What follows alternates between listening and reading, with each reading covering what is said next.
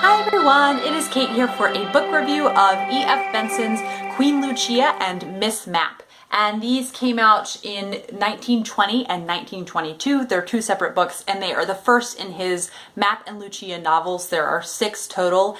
And I like, oh my goodness, I don't know how to rave about these enough. These had me laughing out loud so much. They were so riotous, I guess is like the only word that comes to mind. They were just amusing and riotous and clever and witty and just everything that modern classics should be.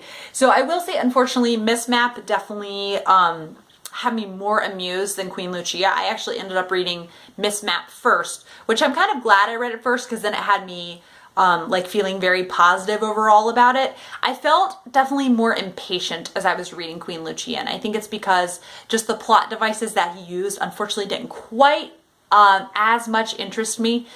But without, going much further into discussion, I'll give a brief synopsis of each one. And they definitely are like novels of manners. And Queen Lucia is about this woman, Emmeline Lucas, who lives with her husband in a really small town in England.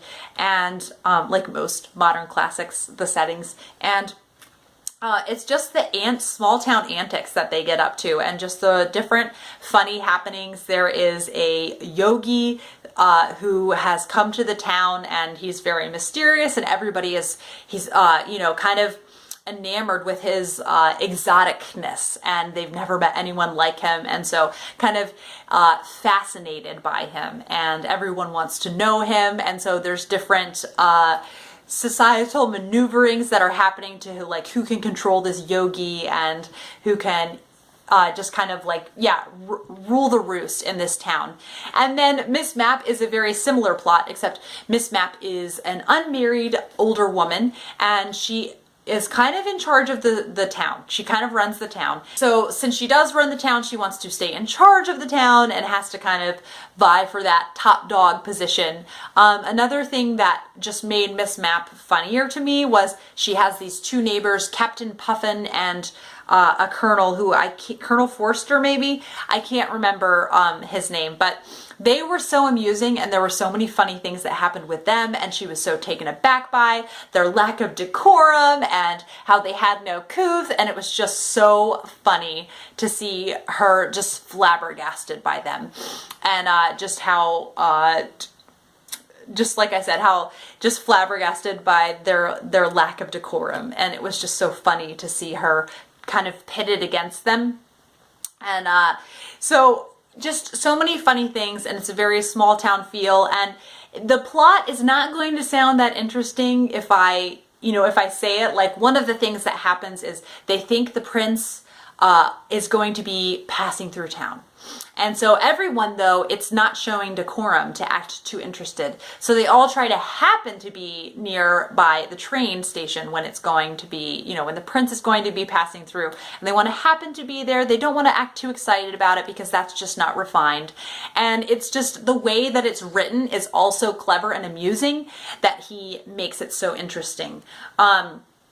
Another is that 2 ladies end up wearing a similar style of embroidery on their dresses. And like I said, it does not sound that interesting, but just Benson is so clever and witty that he just makes it absolutely hysterical.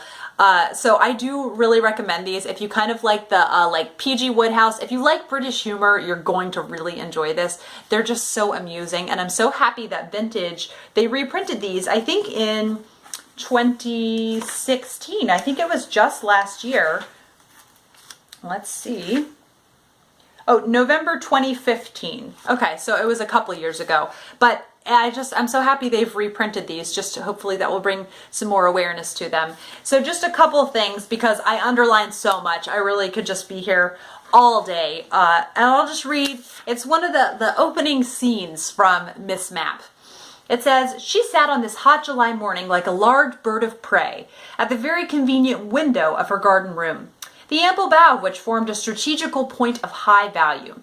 This garden room, solid and spacious, was built at right angles to the front of her house and looked straight down the very interesting street." And then later on it says, "Anything of interest about the church, however, could be gleaned from a guidebook. Miss Mapp did not occupy herself much with such coldly venerable topics. Far more to her mind was the fact that between the church and her strategic window was the cottage in which her gardener lived. She could thus see, when not otherwise engaged, whether he went home before 12 or failed to get back to her garden again by 1, for he had to cross the street in front of her very eyes. So just so funny. You can see how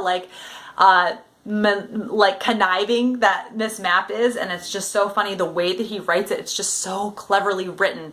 And it talks at one point how she's worried that the maids are using the phone for their own purposes, and so she'll try to quietly sneak up while they're answering phone calls to see if in fact they're talking to someone and it's not a phone call to do with her. And then it talks about how there are these ceramic pigs that are, they're just ceramic pigs written in painted in different pastel colors. And it says, Miss Mapp had a long shelf full of these in every color to adorn her dining room.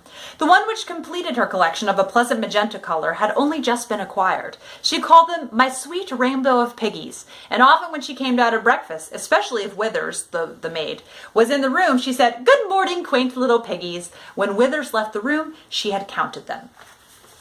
And then finally, so I talked about, it's Major Flint and Captain Puffin. Those are the two men who are her neighbors. And at one point, she's formed an alliance with one of them, with Major Flint, and she doesn't want, and Major Flint doesn't want Captain Puffin to know that he's made this alliance. He wants to keep all of his, communications with Captain Puffin secret. And so he's thinking, still he had to accept it or go unhoused again. He could explain to Puffin under cover of night, or perhaps in deaf and dumb alphabet from his window. So he's so nervous that she'll know that he's communicating with someone that she doesn't want him to, that he wants to do sign language with him in the cover of darkness. So just such funny antics. And I can't brag about it enough. I think if you love modern classics, you will really enjoy this. So I really do hope that some of you will end up reading this because of my recommendation. And if you have read these and would like to discuss, I would love to discuss with you. And I will see you guys for another video soon. Bye.